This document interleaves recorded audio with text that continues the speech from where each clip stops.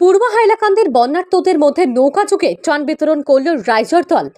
বিধায়ক অখিল গগৈয়ের দল রাইজর দলের কেন্দ্রীয় কমিটির সাংগঠনিক সম্পাদক জহিরুদ্দিন লস্করের নেতৃত্বে এক প্রতিনিধি দল শুক্রবার পূর্ব হাইলাকান্দির বন্যা কবলিত বিভিন্ন এলাকা নৌকা যুগে পরিদর্শন করে ত্রাণ সামগ্রী বিতরণ করে। পূর্ব হাইলাকান্দির বড় হাইলাকান্দি, বন্দুকমারা, মাটিজুড়ি, পূর্বগোল ইত্যাদি অঞ্চলের বন্যা দুর্গতদের খোঁজ খবর নেন রাইজর দলের নেতা জহিরুদ্দিন লস্কর সহ অন্যান্য কর্মকর্তারাও।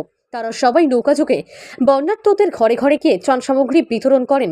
ত্রাণের প্যাকেটে ছিল চাল, ডাল, লবণ, তেল, বিস্কুট ও খাবার জল ইত্যাদি।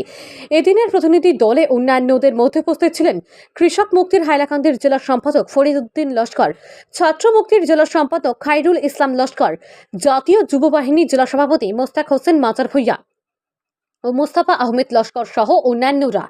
রাইজর দলের নেতা জহিরুদ্দিন লস্কর সংবাদ মাধ্যমের কাছে জানান, গত কয়েকদিন ধরে পূর্ব হাইলাকান্দির বড় হাইলাকান্দি, মাটিজুড়ি, পূর্বকুল, বন্দুকমারা ইত্যাদি বিস্তীর্ণ অঞ্চল বন্যায় প্লাবিত হলেও কোনো সরকারি ত্রাণ পৌঁছায়নি। যদিও শিবিরে শিবিরে সরকারিভাবে ত্রাণ দেওয়া হচ্ছে বলে জানানো হয়েছে, তবুও গ্রামের ভিতরে জলবন্দী হয়ে পড়া এমন হাজার হাজার মানুষের কাছে আজ পর্যন্ত পৌঁছায়নি কোনো সরকারি ত্রাণ সামগ্রী বলে অভিযোগ করেন তিনি। তীব্র খাদ্য সংকট, পশু খাদ্যের সংকটে ভুগছেন পূর্ব হাইলাকান্দির বন্যা কবলিত এলাকার হাজার হাজার মানুষ বলে জানান জহির। তাই পর্যাপ্ত পরিমাণ ত্রাণ সহ বন্যায় ক্ষতিগ্রস্তদের সার্কেল অফিসারের মাধ্যমে তালিকাভুক্ত করে উপযুক্ত ক্ষতিপূরণ দেওয়ার জোরালো দাবি জানিয়েছেন রাইজর দল ও কৃষক মুক্তি সংগ্রাম সমিতির নেতৃবৃন্দ। তারা আগামী দিনে আরও ত্রাণ বিতরণ করবেন বলে জানিয়েছেন। আজকে আমরা এই এলাকাতে এসে আমরা অনুভূতি হয়েছে, এলাকাতে ডিসি মহলের দৃষ্টি আকর্ষণ করছি যে আপনারা রাস্তার কিনারে না ঘুরে আপনারা একটা টিম যাতে বলেলাকান্দিতে আসেন, যাতে বলেলাকান্দি পার্ট 1, 2, এই বন্দুকমারা এই সাইডগুলোতে যাতে আসেন, মানুষের হাহাকার পরিস্থিতিগুলো দেখেন। হাজার হাজার বিঘা, হাজার হাজার ঘরবাড়ি মানুষের জলের নিচে, মানুষের কিচ্ছু পান না।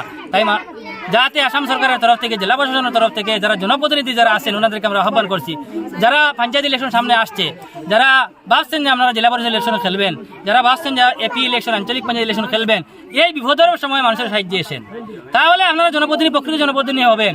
আজকে মানুষের হাহাকার পরিস্থিতি, হাজার হাজার ঘরবাড়ি জলের তলে, নাই কোনো পরিস্থিতি। আজকে আমরা সামান্য সামগ্রী নিয়ে এসে যে পরিস্থিতি দেখেছি, যে মানুষের এত চাহিদা যে আমরা কি মানুষকে সাহায্য করব, সাহায্য করার মতো ক্ষমতা আমার কাছে নাই, কিন্তু এরপরে যত সময় মানুষের সাহায্য করার চেষ্টা করি আমরা মানুষের সামনে আসবার লাগিয়া। আর বিশেষ করে এলাকার ডিসি মধ্যে দৃষ্টি আকর্ষণ করে বলছি, যাতে আগামী 1-2 দিনের ভিতরে যাতে এলাকায় এসে পরিদর্শন করেন, মানুষের যাতে সরকারি তরফ থেকে যাতে পর্যাপ্ত পরিমাণে যাতে ক্ষতিপূরণগুলো পায়।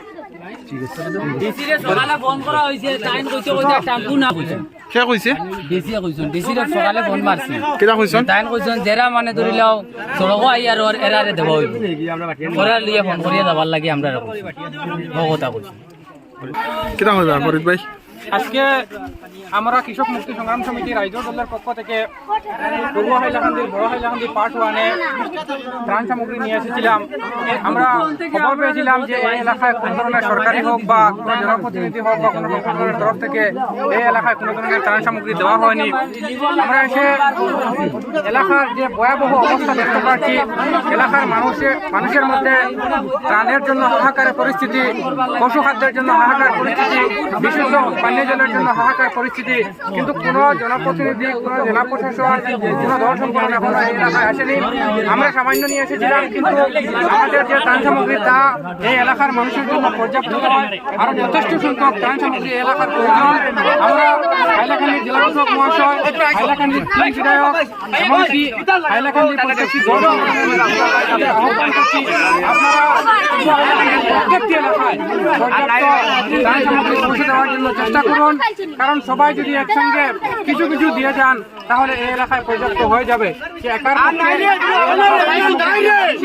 চাহিদা পূরণ করা সম্ভব নয়। আমি আবারও জেলা প্রশাসন সহ প্রত্যেক প্রতিনিধি দল সংগঠন সবাইকে অনুরোধ করছি, পূর্ব হাইলাকান্দির প্রতিটি বন্যা প্লাবিত এলাকায় ত্রাণ সামগ্রী, পশু খাদ্য, বিশুদ্ধ পানীয় জল দেওয়ার জন্য। বেশি ফ্লাড এফেক্টেড এরিয়া তান্ডে যোগাযোগ করার পরে তাই ব্যক্তিগত তরফ থেকে, রাইজর দলের তরফ থেকে তাই এখানে আইয়া মানে আমরা মাল ডিস্ট্রিবিউট করছেন।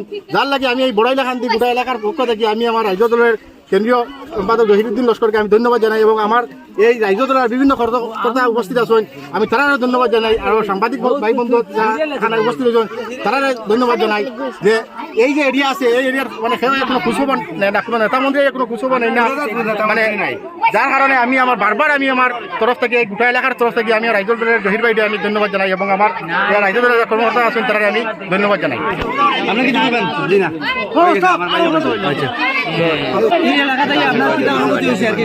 আজকে আমার মধ্যে খুব দুঃখ বেদনা। এই এত ভয়াবহ বন্যা হয়েছে আমাদের এই বড় এলাকাতে 1, 2, কিন্তু এখনো পর্যন্ত কোনো জনপ্রতিনিধি নাই, জেলা প্রশাসনের কোনো আধিকারিক নাই, সরকারের কোনো কর্মকর্তা নাই, মানুষের হাহাকার পরিস্থিতি। আজকে আমরা ছোটখাটো একটি দল রাইজর দলের তরফ থেকে এসেছি। আপনারা দেখছেন যে মানুষের কি অবস্থা, মানুষ হাহাকার। সামান্য ত্রাণ সামগ্রী আমরা লইয়া আইছি, কিন্তু এখন দিয়ে আমরা পর্যাপ্ত পরিমাণে নাই। মানুষের কি হারে মানুষের মানে আশা যে মানুষ যে সামান্য ত্রাণ সামগ্রী লইয়া আইলে পাইতো, আজকে জল নাই।